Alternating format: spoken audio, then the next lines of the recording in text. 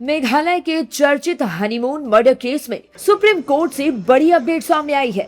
इस मामले की मुख्य आरोपी सोनम रघुवंशी ने सुप्रीम कोर्ट में जवाबी हल्फनामा दाखिल कर खुद को पूरी तरह बेगुनाह बताया है। सोनम ने अदालत से गुहार लगाते हुए कहा है कि उसे इस पूरे मामले में साजिश के तहत झूठा फंसाया गया है। हल्फनामे के मुताबिक सोनम का कहना है कि उसके खिलाफ कोई सीधा सबूत नहीं है और पूरा मामला महज परिस्थिति जन्य साक्ष्यों पर बुना गया है। वह इस मामले में गुरुवार को सुप्रीम कोर्ट में सुनवाई होनी है। मेघालय सरकार ने उसकी जमानत रद्द करने की मांग की है।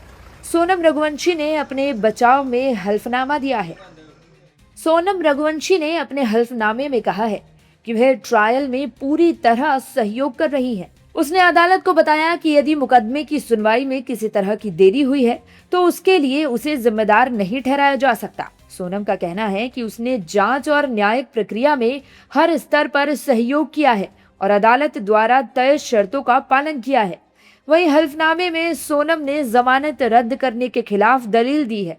सोनम का कहना है कि राज्य सरकार ने यह आरोप नहीं लगाया है कि उसने जमानत की किसी शर्त का उल्लंघन किया है। ऐसे में उसे दोबारा जेल भेजने का कोई औचित्य नहीं है।